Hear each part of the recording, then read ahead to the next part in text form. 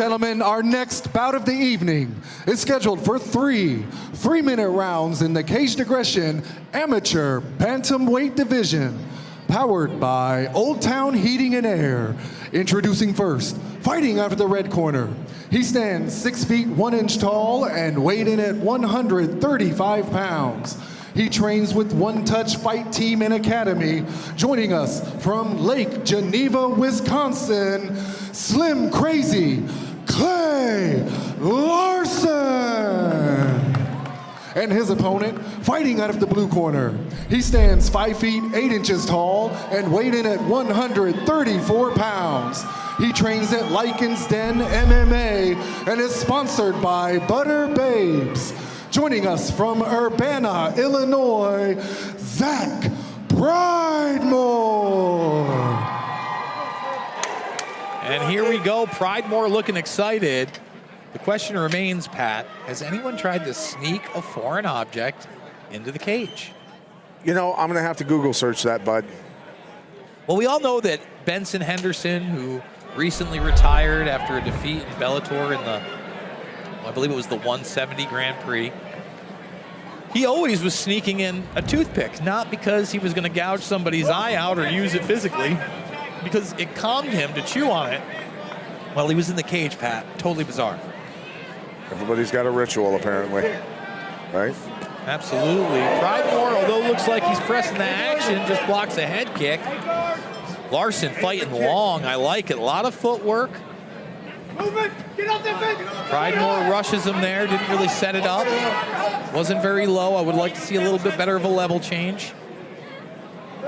He's under the leg right there. Looking to scoop. Trying to crotch lift. Pridemore gets him up and down. Looked like Larsen was looking for a choke early, but instead wraps him up with the legs, has him in full guard. Possibly looking to bring that left leg up. Pridemore took a shot from the bottom. Looks like he's bleeding out of his nose. Control his hips in your guard. Larsen doing a good job of avoiding any offense by Pridemore. Gets it up, yep. Nice job getting his knee in there. Wasn't able to find a way out. Why wasn't he able to find a way out there, Pat? What mistake did he make? Well, the main thing was, I mean, looking at Larsen, I'm so impressed with this. Triangle. Yeah, he's got it started. Looking at it. Looking for the angle. Oh. Pridemore out of there. Busy with his legs. Nice job cutting the knee through. Now we're in half guard. Larsen working back to guard. Nice job. Little shots. What's your opinion on half guard? Can you do a lot of offense in there? I know it's tougher with rules, with no kneeing to the head of a grounded opponent. You know, obviously. Oh, from top and bottom, it's a 50-50, to be honest with you. But as far as striking and things like that go, being the shorter man, you want to be in half guard or cross sides. And he's done a good job getting there now. He's trying to work the mount. He's got about 40 seconds to try to get this head and arm choke that he's looking for right now. Well, but he could slide down. Nice. Could start working for elbows and things like that. From when you get there, that's where you want to throw punches, elbows. Keep working. You're doing great. Pridemore getting about 4 shots in there in that scramble. Nothing too devastating, but definitely scoring with the judges and making the case for this round. 20 seconds. In fact, Now I he's would got say the mount. Had it anyway. hard pressed not to give this round to Pridemore with that control on top. But a very, very, very even and tough round. Come on. Turn his face here. Good job. Wake it up. If I'm Larsen's corner, I'm going to tell him, well, I want you to try to stay on your feet. You got to watch him coming in and crowding you. And if he does that, let's try to get some bodies or knees to the body and maybe some body shots, turn it around. Well, Pridemore's doing a good job. Pridemore's doing a good job staying out of submissions when he's on top. Good job passing the guard at least for a while, getting the half guard periodically and doing some damage. So, yeah, Larsen needs to move, control the center of the cage, stay off the cage, obviously.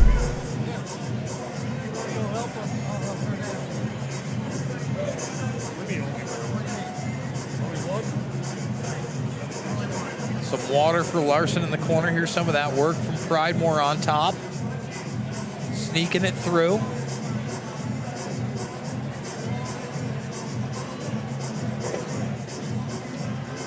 Here's that scramble. Pridemore still comes out on top, turns it around, and lands a few strikes in that exchange. Stay long and stay straight. Once in the water. Once in the water. Stay long and stay straight. Tee off on it. So there's the advice from Larsen's corner, telling him to try to stay long, stay on those feet, stay straight. Comes out into the middle of the cage. Give me some punches and then go. Angle, come on. Kind of keeping the distance, but I'd like him to be a little farther away. Closes the distance there. I don't think he needed to rush in. I think he wants to keep him on the end of those punches. Well, move to a head plumb and use knees, things like that, elbows. When you're a longer guy and you're inside tight, you've got to do that. Shorten your limbs, use the knees and elbows. Are more devastating anyway, usually. So you're a plum clinch guy, because a lot of guys tell me they don't like the fingers interlocked. Instead, they like them cupped. No, it's never fingers clinched. Never. I mean, it's always here, palm to palm. It's always palm to palm. Right. Maintain position. Maintain position. Stay on top. Get your knee through a pass. Knee through a pass. Larsen doing the work here. Stay on top. Not quite full mount. Had an arm bar right there that he could have went for. He stretched a knee bar from the bottom. Did you see that, Pridemore? And a nice sweep, ankle pick sweep. Larsen finding himself down. Come on, keep your guard. Short shots. Pridemore certainly making lemons out of lemonade from the bottom. Now up on top. Couple attempts at a hammer fist from Clay Larsen on the bottom. And it looks like he's looking for that arm again. Another triangle. Possibly the triangle, dragging him down. He's got to pull that leg down, get a hold of his shin and pull that in. A little bit of a back fist gets through. Possibly looking at the arm again, trying to get it across his face. Hammer fist from the bottom, pushing him off. Ooh, up kick gets through. Ooh, good hammer fist from the bottom. That one stung a little bit. Absolutely. Keep working. Keep being busy. But Pridemore grinding, not giving up this round, making it another difficult one to score with about a minute left. Nice shots from the bottom. Now going for another triangle. Pridemore postures up, but he is taking hammer fists from the bottom that are landing. Big time. Another triangle. Now he's pulling it in there. It's just across his back too much. Looking for the omoplata.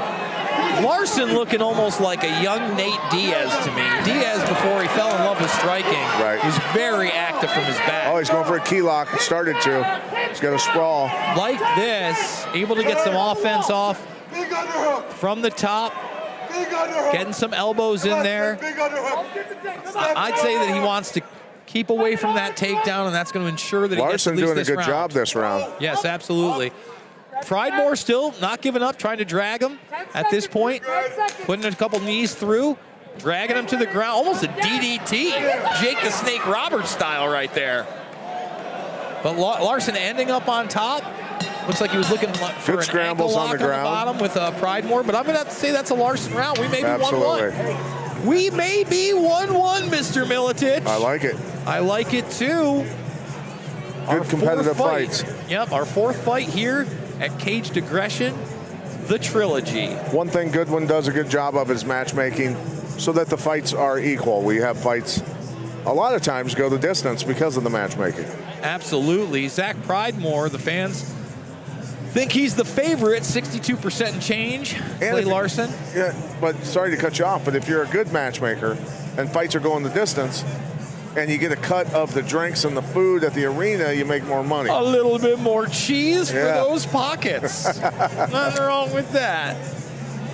Got to make that money, shake that money. The Caged Aggression crew in there right now, cleaning up the mat, doing it like no others. More to matchmaking than just equal fights. Well, I think that we all see that via the UFC and some of the matches they make. Hey, but you know, sometimes they make the fan fights. I was reminiscing with Jason Vargas about the Dan Henderson, Michael Bisping 2. That was made for the fans, by the fans. Yes. Larsen coming out, gets that head kick blocked. Big time aggressive. A lot of people would think that this round is going to decide who wins this fight. I believe it will. Let's go. Fight that takedown, come on. Giving up underhooks too easily. Oh, turns it around with no underhooks, by the way. Staying on his feet.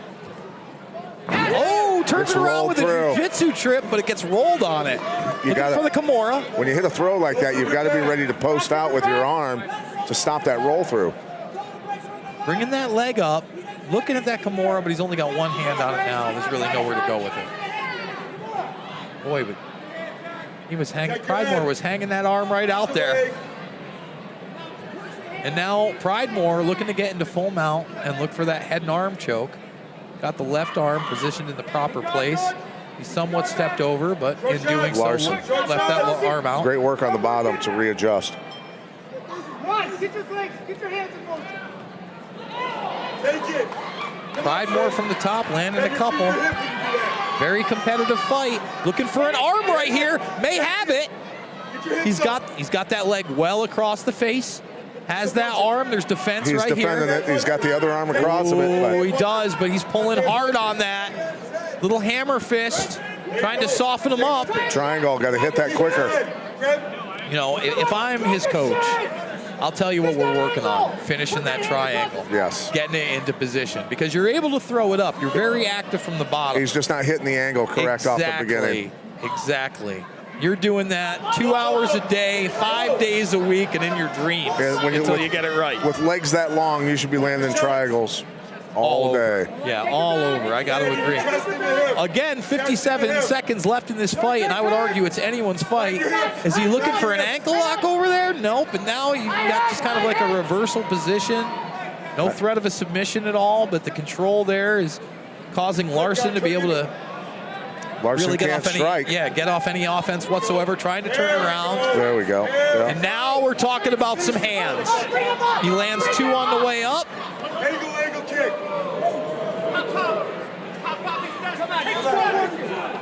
25 seconds. Pridemore throwing some shots. Left hand from Larsen.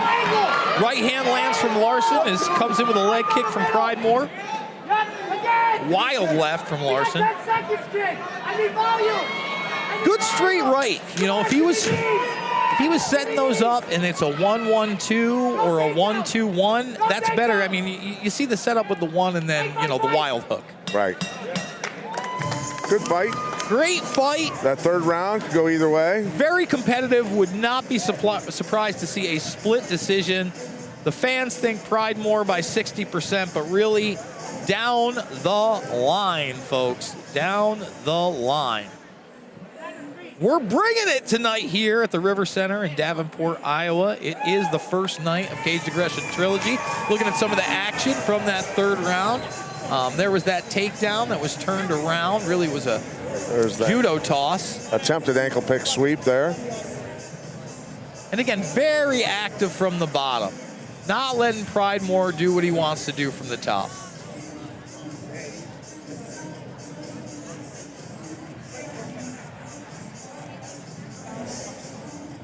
And now it's just up to Jason Vargas to come in and make it official.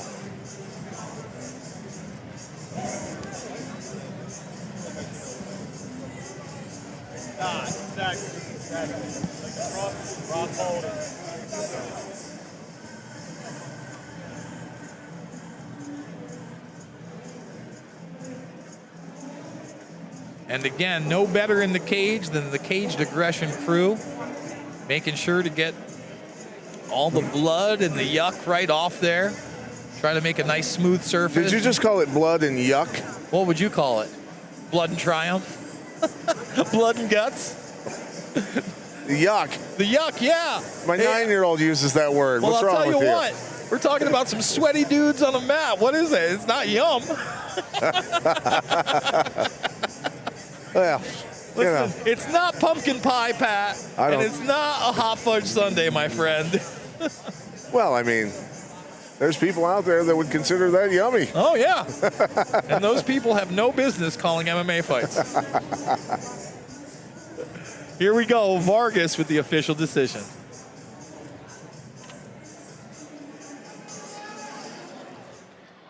Ladies and gentlemen, we go to our judges' scorecard for our decision. Our judges scored this contest 30-27, 29-28, and 30-27, declaring your winner by unanimous decision, Slim Crazy Clay Larsen.